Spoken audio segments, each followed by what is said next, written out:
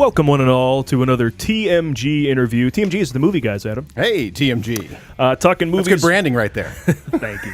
Talking movies with those who make them. Paul Preston here, along with Adam Witt. Hello. Welcoming an actor with a couple decades of appearing in high-profile films and TV shows under his belt. It's an impressive list that includes Saving Private Ryan, 13 Hours, Pacific Rim, Captain Phillips, the 50 Shades of Grey trilogy, Columbiana, Red Belt, and Contact, and more. And I mentioned TV, 24, The Unit, CSI, NCIS Los Angeles, Taken, and much more. His new film is one he stars in. He also writes, produces, and directs Sergeant Will Gardner, opening January 11th in theaters and on video on demand. It's on Blu-ray and DVD in February. We have with us Max Martini. Amazing. What an intro.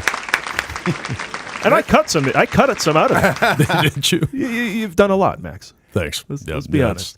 Each thing you said there, I could have went, ooh, I want to ask ooh. 50 Shades of Grey. Yeah. Oh, of course. All my action films. Well, of course. Actually, Red Belt, which I doubt is what the audience is hoping to hear about. But anyway. I love Red Belt. I thought that was right? Yeah, no, I'm a big Mammoth fan. I just watched The Verdict for the first time on New Year's Eve. No. Yeah, so I mean, there's no bad time for Mammoth. No. I don't care if it's been 35 years. I'm watching that movie. Mm-hmm. But let's talk about Sergeant Will Gardner. That is your latest, and it opens Friday. It's a road trip movie that kind of doesn't mean to be. Yeah. It just suddenly is, with the main character who hops on a motorcycle. But go ahead and tell us what it's about. Well, it's about a veteran that returns from combat with a minor traumatic brain injury and PTS. And it's you find when you meet him at the beginning of the movie, he's at a very low point in his life, and the journey. There's the actual physical journey, and then there's a journey of reinvention of his purpose in life, and hopefully one that inspires other veterans to take follow the lead. But my intention behind it was to create a movie that wasn't 2 hours of someone suffering, which I kind of feel like is what we've seen before, but actually put something on screen that had a positive message and a positive. I'm going to say that about I don't want to lump your movie into something called the cause movie, but movies that have a social issue. Yeah. That across the board, they all have entries in their genre that are. What'd you just call it? Suffer movies, like suffering movies. Yeah. The characters who suffer all the time, whether it's love that can't be shown because of the time period, or suffering under a class system or whatever it is. And it's every once in a while, it's good to see something where it's just a real character study about who this guy is. To me, it's the story of like the guy behind the sign. Yeah, homeless. Yeah. Right. Yeah. Veteran. Well, it's funny that you say that, because that's actually something that at the very beginning when I started writing the script. One of the things that occurred to me, is that these homeless men and women that you see on the street that, at some point, I think we're all probably guilty of avoiding eye contact with or trying to scoot by without, having to dig into your wallet. But in reality, they could have served your country. They could have, and what I'm proud of, in my story is that. What it shows is that one element, like this motorcycle, lands him right back where he started from. So, not to give it away, but with a little assistance, or they're capable of employment. They're capable of being a father. They're capable of loving and being loved. And that was something that was important for me to communicate in this film. Well, let's play a little clip from the trailer. Yeah, great. And until he takes the journey, he's underselling himself as well. Like he slowly gets courage from the journey that he 100% embarks in. Yeah. So like he's underselling himself, but then this sort of opens him up, and of course he meets a lot of people along the way too. Yeah. Here's a clip. Thanks for serving, my friend. If I was a younger man, I'd still be fighting. The warriors. My highway, the yellow lines have disappeared from time to time. 11 years ago, my wife delivered by C-section. Meeting my son trumped everything in my life. And then I put on my gear and went to war. Now the fighting's over, but it's like I never came home. I had a purpose over there. You got one here, too. I've been this guy trying to survive his own war stories for so long, I can't hardly remember who I'm really supposed to be. You've heard those Key type line. of phrases before, about like with the Hurt Locker as well. It's like I fought over there. I come home. I'm fighting again. Yeah. Sometimes just to live or to reestablish relationships. And I think you did a fine job of demonstrating that in these characters. Thanks, man. I think that it was important that the central characters stay heroic, and I feel like he does that in the film, and which again, just to reiterate, differentiates us from other films, but from other PTS films. Yeah, He's a little bit of a Richard Kimble in a way, taking off on a journey. Obviously, he's not solving some major crime or anything like that. But the woman is that comes into the character. I'm going to forget the character's name. The actress Lily Rabe. Yeah. Marianne. Yeah. She quits her job. Yeah. Right. She decides to change her life. Yeah. And then you two come into each other's life, and that becomes part of the journey. Yeah, everybody in the film all the characters in the film are searching for something. Yeah. So that at the end of the movie, there's some kind of closure for each of them. Yeah. But she was, the comic relief. I mean, I had a decision to make at the beginning. I could either be very heavy-handed, and I knew I wanted to do something for charity, but I could be either very heavy-handed and do a documentary or make a movie, and I really wanted it to be entertaining in addition to having a social statement, like you said, or, a forceful cause behind it. Yeah. But it all serves the ultimate cause of this character's journey. And, it's which is fun to follow. Again to say that to build on that point, because it's worth re-mentioning. It's not just we're not just wallowing in a character's sadness. No. It's actually fun to follow. Yeah. We'll know what he's up to. You don't know what he's going to do sometimes, which is exciting. And again, he's always heroic. And when it is time to wallow, it is time to wallow. In this Right. He does wallow. There is Big time a for that. major wallow. Yeah. But there's a lot of dude humor, There's a lot of which is, now having, I did Private Ryan like many moons ago, and so now my base of friends is largely military, but it's our relationships are entirely it's just dude humor, you know, and that's what they take into combat with them to to stay upbeat, and not and Gallows humor. yeah. And, it's a big part of the film anyway. Yeah, well, and your timing with the the friend who's in Omari Hardwick is the soldier. It was very good. Yeah, very good. That your timing with him is really enjoyable. I've really enjoyed the relationship between you two. Yeah. Because it was in little moments. I mean, obviously there's big moments too. Like I said, there's a major wallow in there. But all the little back and forth and stuff like that. It's really Well, that was a tough character to cast because I needed a guy that looked like he belonged behind an M4, Yeah. and was a man, but could also sing and play guitar and had comedic timing and could drop the machismo and be sensitive and caring, and you know what I mean? So it's just tough to find that guy. Well, and it picks you up in moments too where it is fairly serious, but then you guys will have something that actually brings some good levity to it. Yeah. You have some good timing. Yeah, So it's good. You can stay serious in a way with those two characters because there's so many little moments. Yeah. That's a little. I never get to do comedies. I would love to do a comedy. Nobody lets me. Nobody thinks I'm funny. You're right. You may be the first guy. Was the one- Let's go through the Captain Phillips 50 Shades. Yeah, you're right. Yeah. Right, yeah. It's not Captain there. Phillips. My Little That's Pony. hilarious. You didn't. We were talking You about- actually didn't mention that. I was a little shocked, but yeah. We were talking about voiceover Yeah. before we started recording because Adam is just impressed, Oh, yeah. as we all are, Well, with Max's voice. But I was going to bring up, he does have one voiceover credit, My Little Pony. That's right. That's right. I was on a plane to Vancouver, and this woman came up to me, and she was like, "Hey, look, I was a big fan of your show at the unit, and we started talking, and she goes, have you ever done any voiceover? You have a great voice." And she started whacking the guy next to her and pointing at me, and I didn't really put it together. But then a couple days later, I got offered My Little Pony, and I wanted to do it only to put it in between all my war movie credits. That's hilarious. But I play a parrot that's a pirate. That's, he's got a plunger for a wing, and he's a little mangled, and That's awesome. Bit of a contrast with this. Bit. Yes.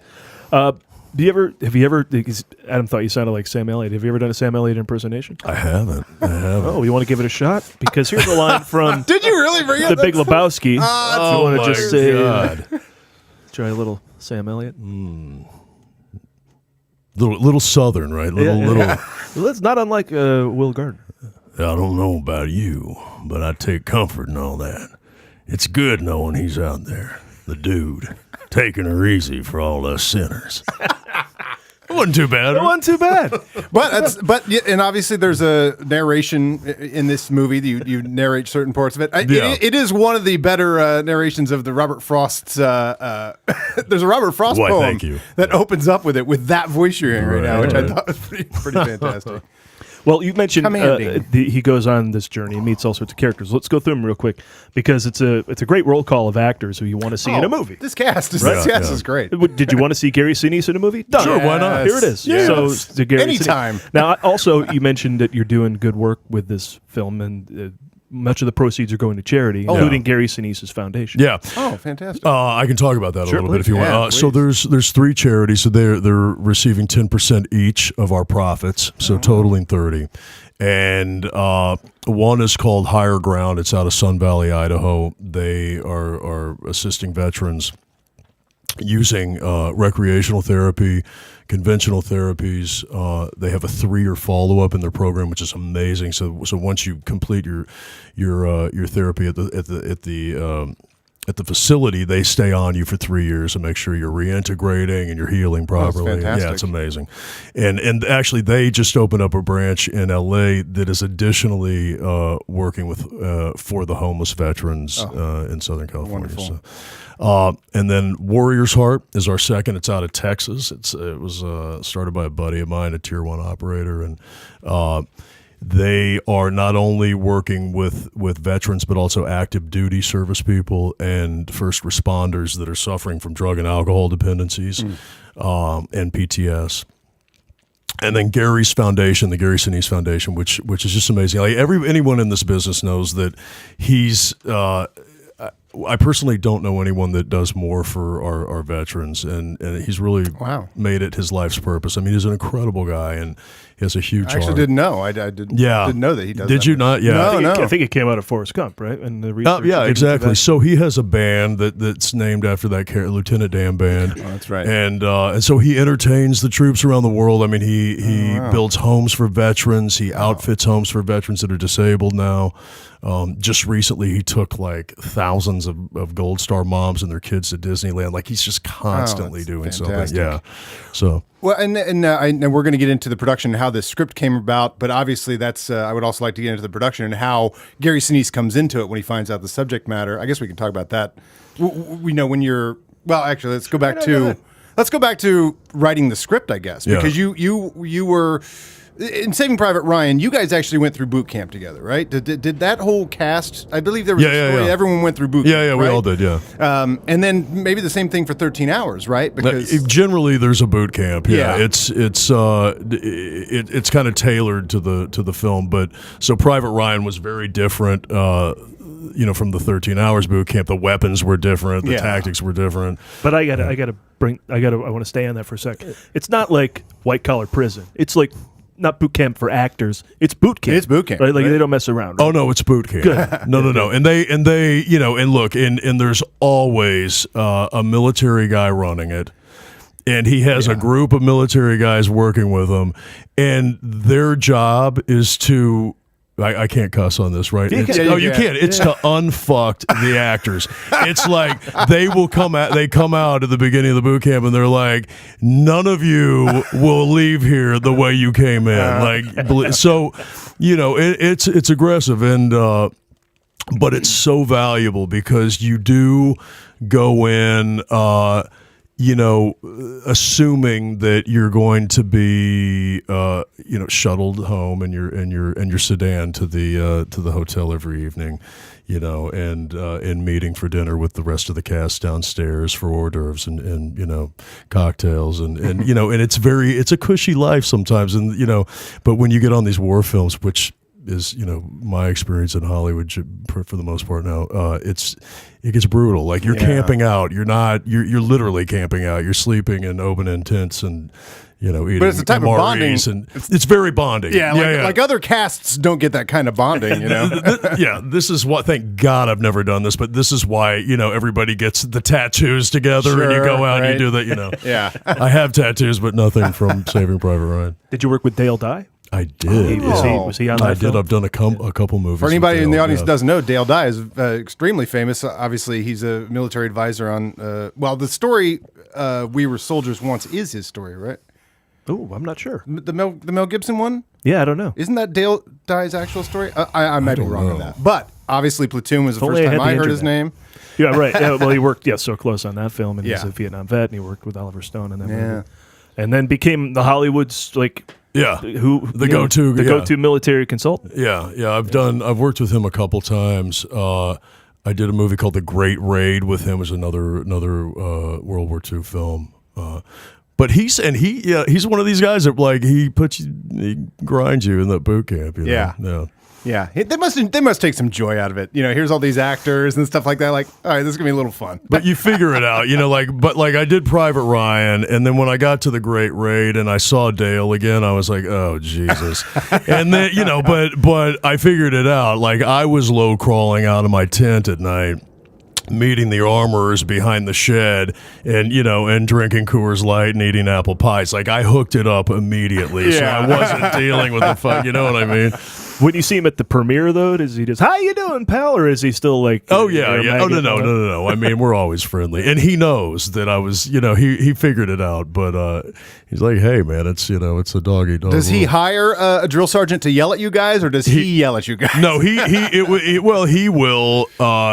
But there's a guy named and he's a very good friend of mine now, and he actually became my stunt double named Freddie Joe Farnsworth. Okay. He was so mad at me this morning that I never mention him in these interviews, so I'm going to mention him now.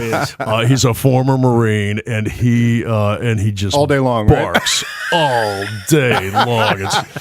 Yeah, you don't want to piss him off. It sounds like, So even when he's making dinner or something like that, it's on. Dialed up to 11. Yeah. So as you continue Will's adventures, Robert Patrick shows up. He's actually the first big name I saw pop up in the film. Yeah, Robert Patrick, T-1000. Evidently 8 seasons of a show called Scorpion. I haven't seen it. But Scorpion. I'm glad he's working. Exactly. Yeah. X-Files. So was he. Yeah. I mean, that guy's been in everything. He's a bit of a legend. He's a good buddy of mine. So we did the unit together. So we spent 4 years on that show together, which was with David Mamet. Okay, I was going to say, is that the David Mamet show? I knew there was a TV show. Yeah. We had a great story arc on that show. He was sending me off on missions so that he could sleep with my wife, and and it was a whole thing, and and the joke still lives on with we joke about it all the time. But he's a tremendous actor, another big supporter, and had to play a bit of a prick in my movie, and did it so well, so naturally. Yeah. You guys have great timing too. Oh, I but just love you him. told him one of the best lines in the movie, and I'm going to paraphrase it, but it's like, you come to yell at me the way you do to live in a country where you have the freedom to yell at me. Like you're welcome. Yeah. Right. Something like that. Yeah, it was. I can't even remember. Right? Who wrote this shit? I don't know. Yeah. When did you shoot it? I know indie films. Speaking of who wrote it, let's go back to how this started, because I would also like to find out, like, when do you call Robert Patrick, or to try and start getting support for this when the snowball really starts rolling. So where does the idea come from? Well, the idea came while I was shooting the unit. Robert and I and a couple of the other castmates went to Iraq and Afghanistan twice. Oh, wow. And it was just life-changing, man. And while I was over there, I met this kid that is just a massive Army Ranger, the epitome of what you think an Army Ranger is. And he he started talking to me on the tarmac, and we exchanged information. We stayed in touch while he was in combat, and at a certain point, he started voicing, things that he was experiencing. This is via email. Oh wow! Like sleep deprivation and anger issues, and sort of all things symptomatic of TBI. Yeah. And I wasn't a doctor, so I didn't have any advice for him, but it inspired me to do something, and maybe something that hadn't been done in Hollywood before, which was to make a movie, if I was able to pull it off, that gave back, that gave a big, like 30% of your film is a massive portion of the profits. That doesn't happen. It never I don't think it's ever happened. No. I don't know. Maybe you guys know other than charitable films. I mean, how often is Hollywood charitable? No. Like there's all Maybe like those you said, Disney there's nature there's movies, films but- that have those social statements, but I don't know any that have actually raised Yeah. money for anyway. Yeah. So that's what started the journey, and I'm still in touch with him today. And when he came back from combat, he just kept spiraling. Yeah. And he's one of these guys that had a really difficult experience with the VA. There's a lot of soldiers that don't. I know a lot of guys that have gotten great treatment from the VA and had an easy time navigating the system. Yeah. But he didn't, and without these foundations that like the ones we're supporting, the situation in this country would be much worse. What is TBI, by the way? Traumatic brain injury. Traumatic So brain, okay. TBI is a physical injury, and PTSD is an emotional injury. Right? Gotcha. Yeah. Wow. Yeah. So your relationship with him, you decided it'd be great to create something that gave back, and so therefore you thought, make a movie. Yeah, like it this story. inspired me. This is not his story, but it inspired Yeah. me to do something, that maybe would be of service. Were producers inclined to back your project? Producers were, financiers were not. Yeah. And so did it take the names coming aboard to then push it over the edge? Our money came in privately, so like we would try to get financiers interested, and we couldn't give them a write-off. So we weren't, set up as a charity. So, so they would be super interested until they got to that point, and then they'd run. So. Yeah, this woman in Tanya Hill out of Texas came in and gave us the majority of our money to make the film, and another gentleman named Matt Hansen came in with the rest without a write-off, and just said, I'm so behind it, I just want to see it made. The really great thing with the cast, to get back to those guys, is that once they knew what the intention was behind it, everybody worked for nothing. I mean, they were so excited, as well as the crew, to be part of something that was so different. Yeah, that just doesn't come to your door often, and everybody's heart was in it. It's really cool. I think it shows on screen, man. I really don't think there's a bullshit moment in the film. But, no, yeah, that's a great way to put it. There's not a bullshit moment in this film. Yeah. It's all full of heart. Yeah. And shoot, never mind. I had The little redheaded guy? That's Yeah. my son. Yeah, That's my real son. Yeah. Yeah. Yeah. He petitioned hard for that role. it's a family affair. Yeah, man. Yeah. I was like, oh God, he could break this movie if it was his first big acting Is he like job. 25 and smoking now? How long ago was it? Indie films sometimes take a while. Next thing you know, it's like no. Well, I know what I was going to say.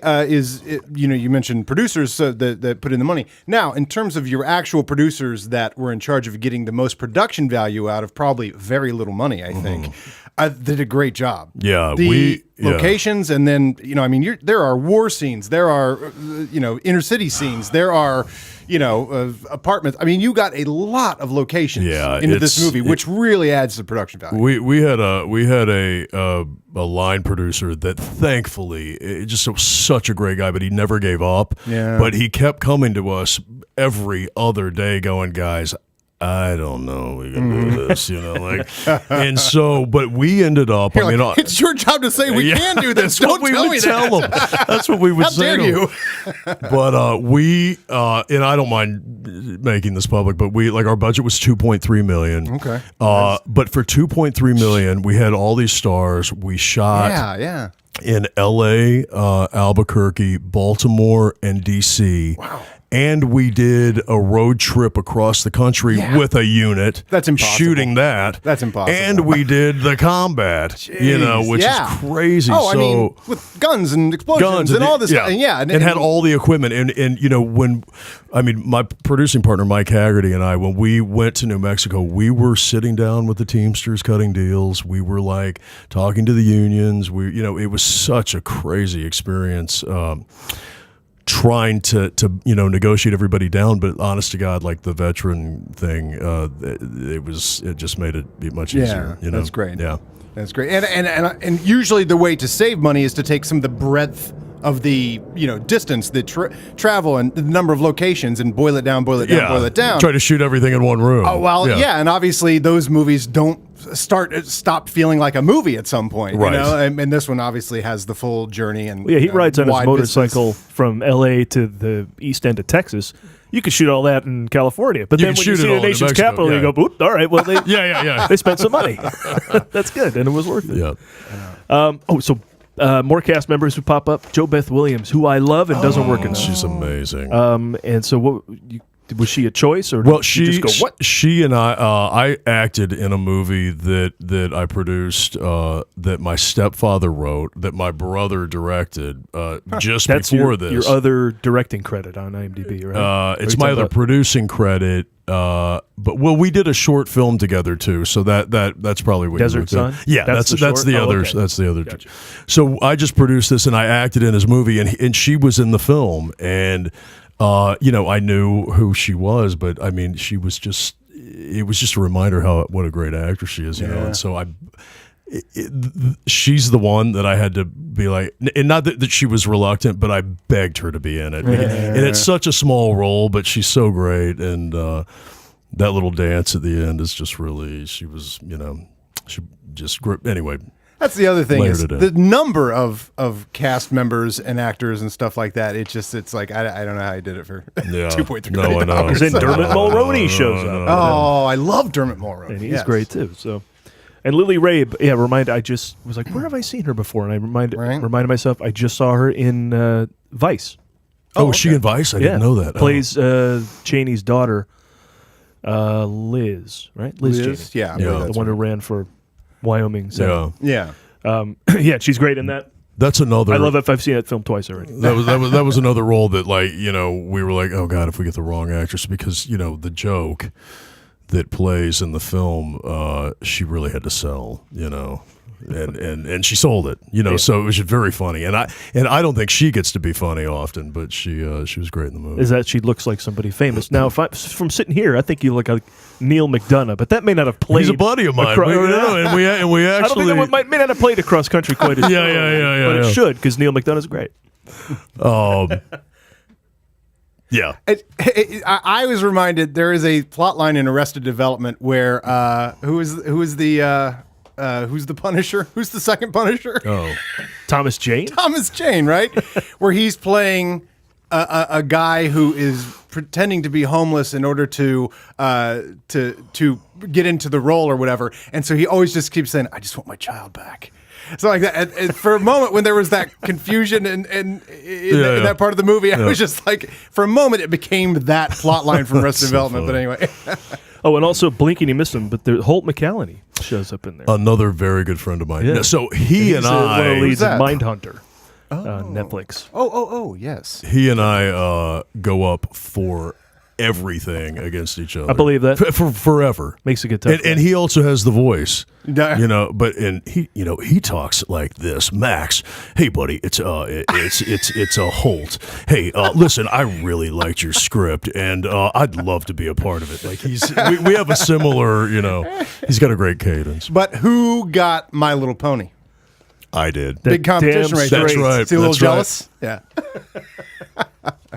And then Elizabeth Rom? Rom. Yeah. Who plays your wife. She's amazing. She's great. Yeah. She's amazing. The dugout scene with you two is Yeah. outstanding. Yeah. And she was great. Again, authentic. Yeah.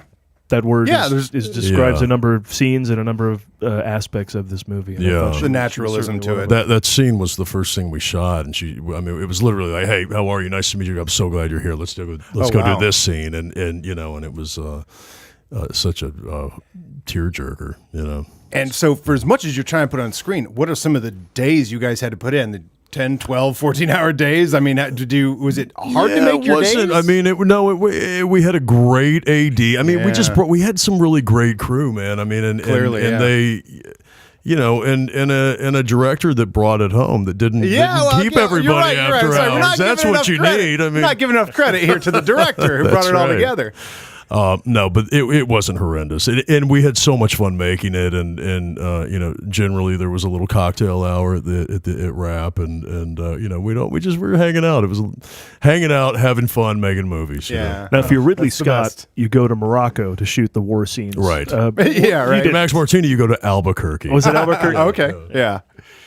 Yeah, because you had to dress a whole street with wrecked trucks and you know, cars and stuff like that, and explode everything. And yeah, we got all that stuff. Have nobody notice Albuquerque? But you know what's funny is that I was looking at photos of industrial Baghdad, I think.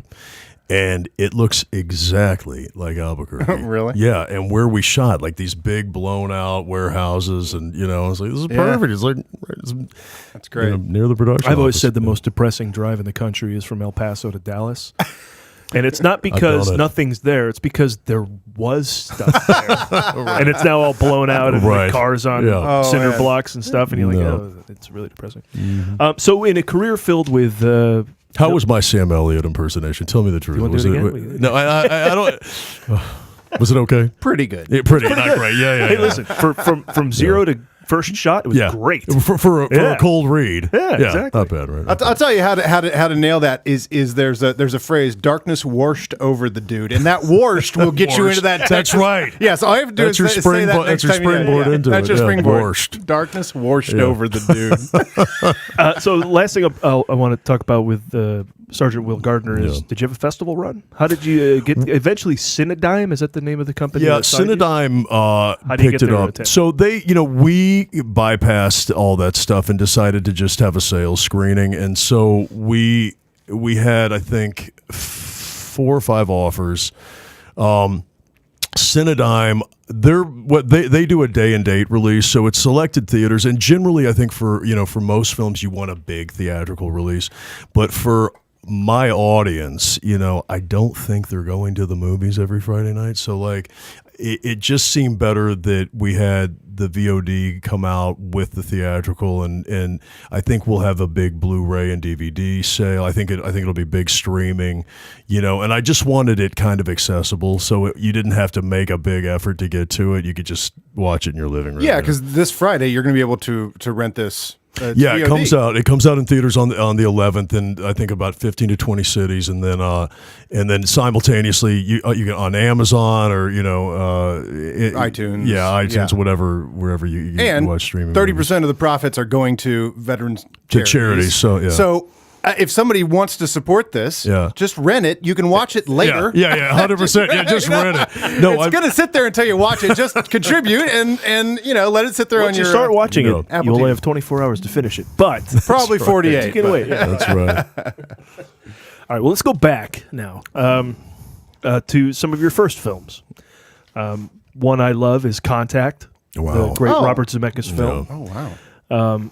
With Jodie Foster. If I'm not mistaken, that's you in the Hawaiian shirt. I'm a much better actor now. But yes. Every tech team in a movie like Contact has the Hawaiian shirt guy.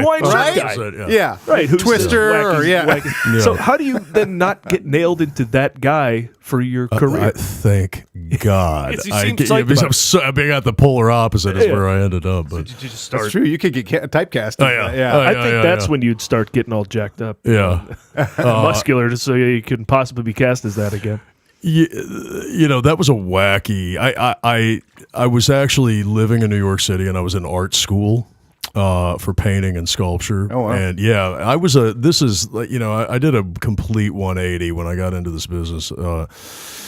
And I got out of art school and I owed $150,000 for and the bill came immediately. I know how to make that money back. And here's your bill. Yeah, exactly. No, but it's so 100%. So I got asked to audition for this movie. I had dabbled in it in acting when I was a little younger, and I sent in an audition tape that my brother made, like this little homemade tape, and they flew me out, and I met Jodie Foster, and wow. suddenly I was in this movie. Oh and my gosh, that's awesome. It was crazy. That's amazing.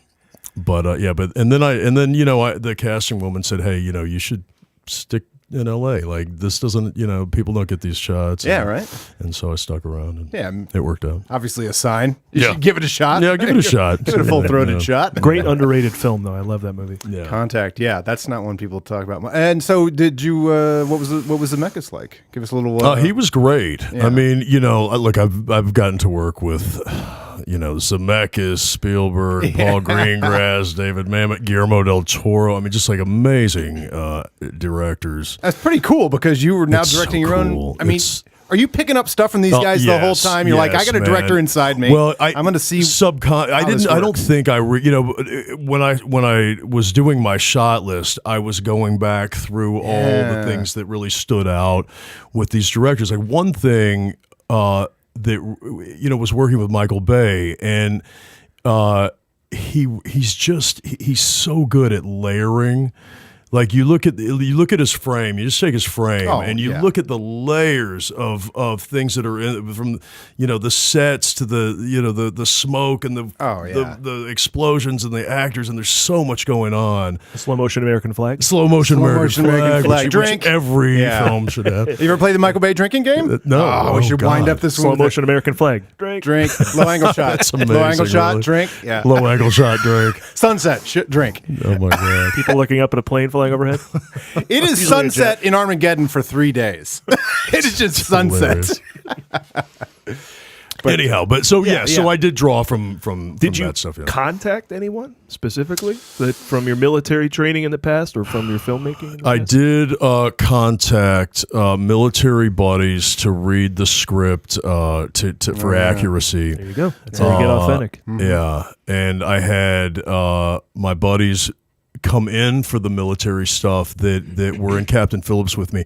They're all retired Navy SEALs. Some of them Tier 1, like hot Navy. Wow. Yep. And so it's good to get their blessing. Yeah. So they all came in. They'll and probably tell you. Did the combat, man. I mean, and by the way, I was like, hey, if anything seems wrong, like correct it. Like I just want to make it accurate. And that's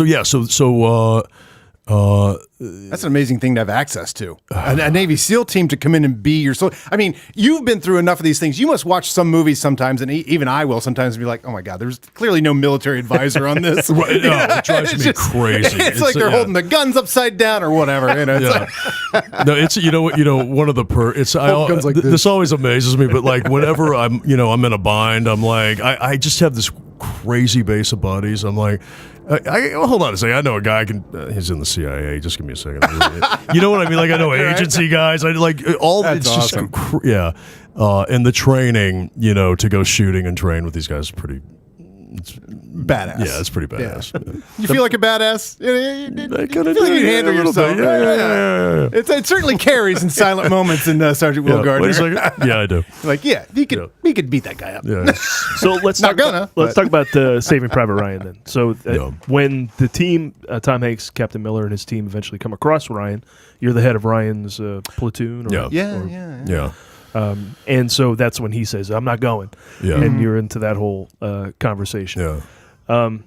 There's another movie that just looked so authentic. I watched that scene today. That opening scene is where are you shooting that? How are you not like in World War II at that? I mean, the set all around you from every angle looks like a war zone. Yeah. I mean, where did they shoot that? Well, we shot in Ireland and England. And when I come in, my portion of the film was all in London, and we shot on an airfield, and that whole town with the bridge. I mean, those were all facades. Like that was all built, huh? All built. Like when you're walking to set, it's just plywood and 2x4s, and then you walk into the set and it's that world. I mean, that blew me away. I was like, what am I doing in this Hollywood business? Like, it was so crazy.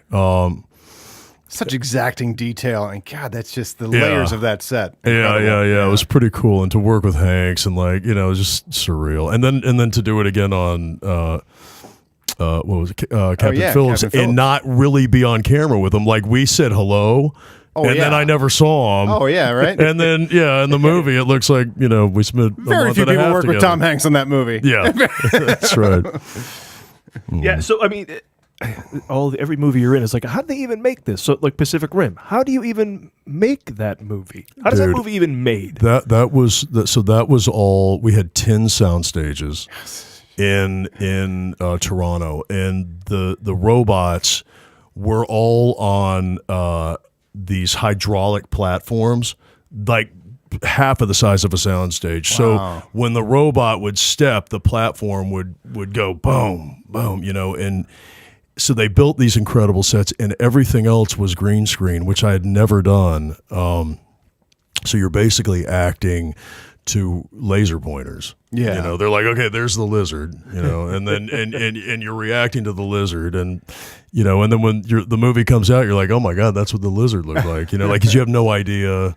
So they probably just showed you drawings or whatever, or maybe you saw some drawings, whatever, but I mean, it's a real test of your imagination. I mean, that was a tough one. Is that fun though? People were like, yeah, okay, I'm acting against laser pointers, so it's like there's no reality. But I don't know. You could did you really like let's commit book this up because they can make anything out of it. Well, it's do or die. I mean, it's a big movie. It's like if you don't commit to it, they send you home. So. So we comic booked it up and gotten the which is great. Yeah, that was fun. I love that. And Del Toro's such a trip, and he's nuts, right? We've met him once. And so is Bay's nuts. No, Bay's nuts. Yeah, everyone's got a Bay story. Everybody has a Bay story. Story or not, or one that you can share. And by the way, like the running joke is I survived Bayham. Mm-hmm. And so I actually think there's T-shirts. I think he's well aware, that there is a world called Bayham and he's at the top of it. No movies look like his. Yeah, but by the way, he's a master, man. I mean, he's just it's amazing. He's true. Yeah, but for me, best film 2013, Captain Phillips. Yeah, it was great. And again, Greengrass. How do you even make a movie like that? It seems like the coverage he must have of footage. Like, what does he? I mean, I don't know how privy you are to all that, but it just seems like he shoots the hell out of it, and then they just go nuts in it. Does he run a lot of cameras? He runs a lot of cameras. He shoots on film. There's the takes are 10 minutes long, so you'll see cameras go down and then reload while other cameras are shooting, and then they'll come back up, and and by the way, like entirely improvised. Like that was the one thing that Hank said to me when I saw him. He came running up to me on we were at a naval base. It's got to hear where this is going. And he was like, dude, listen, just so you know, there's no script. Like, get ready. There's no script. It's all improvising. And I was like, what? Wow. And I went in and I said, hey, Mr. Greengrass, like we if you want to talk about he goes, oh, no, you've never worked with me before. Just throw the script away. What we're going to do is I'm going to take you and I'm going to put you in. These guys are all Navy SEALs. They're going to enact what happened on that day or something similar, and then I'm going to throw you in, and you just improvise and recreate it. Oh my God. And I'm like, yeah, but I don't have 20 years of Navy SEAL talk to draw from. And he's like, oh, don't worry about it. So wow, like in the movie, did you call some Navy No. SEAL? So we've they're all my buddies now. But like in the movie, I have a pad and I'm looking down at the pad taking notes, but I'm not really taking notes. I'm looking down at the pad for things to say that are like Navy SEAL things that I pulled, while we weren't shooting from all these other guys. And I mean, it worked, but oh my God, it was so scary. But tell me this, because I didn't get a chance to look for footage on this. Did you say execute? I did. That's the best. Execute. That was my cue to exhale. Yeah. Love the end of that film, man. That's the voice you want saying execute right there. Execute. You said execute, and I just went. Oh God! Just what a tense movie, and you know everything that's going to happen as good. far as like it was in the news. Well, but that's why that's God, such it a was great movie. victorious moment, is because that we all saw on the day of that how that was pulled off and how he was saved and how that was prepared for, and so that you're cueing that moment that's now in the lexicon, Right, in a way exactly. Right. of like, oh yeah, and then they all shot him all at once. Done. Yeah. Yeah, Pack it God, up. Hanks, Man, that's some Navy SEAL stuff. Hanks was so good in that. I just that's a fantastic film. That last scene where the nurse is attending to him is just such You great have acting. no doubt that he just went through all that. Yeah. Wow. Yeah. You know what I mean? Yeah. And on the day, it was Incredible. just another shoot day. Yeah. But Hanks puts himself in the place where he can authentically be someone who just went through a pirate attack. Yeah. Here's a question about Paul Greengrass, which is I'm always curious about. So obviously he's got the handheld style, that sort of jittery, Yeah. and he does that really good. Like sometimes people are doing that a little too fakey or whatever, but that tension really reads in a Paul Greengrass movie, Bourne movies or whatever. And that's done with a lot of cameras. Is the sort of back and forth tension in the performance, or is that in the edit? Does he direct you guys to really get in each other's, what he did on this film is that he kept Hanks and the pirates apart until they met on screen. So that was the first time that they actually saw each other, and he plays with things like that. There's a lot of it's done in the edit, but he comes from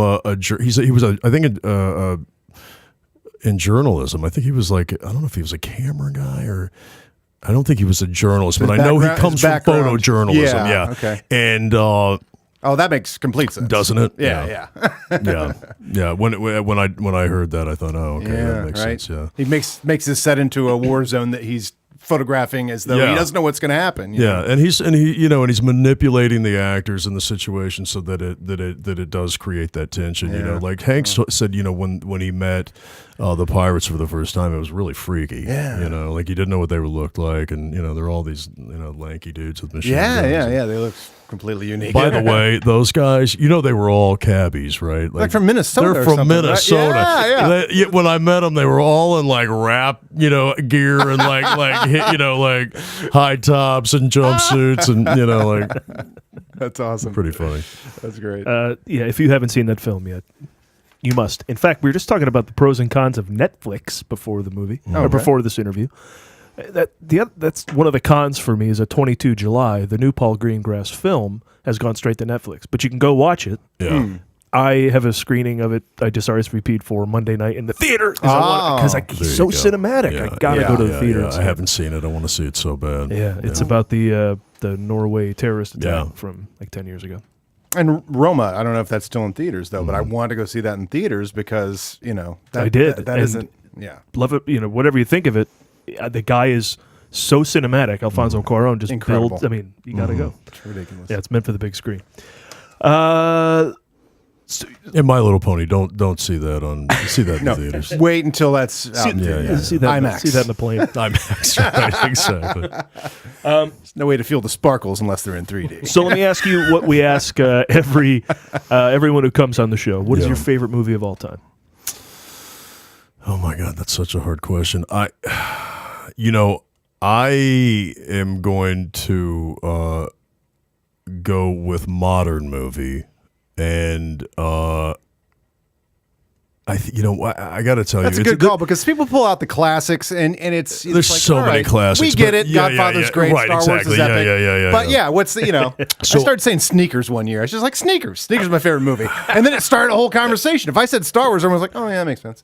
No, I got no Sneakers. Well, Sneakers, I haven't seen that. usually besides Star Wars is assumed when I ask this question. Yeah, right, I know. Right. Exactly. Look here. The Crazy Heart had. It's one of my favorites, and it's one of my favorites because.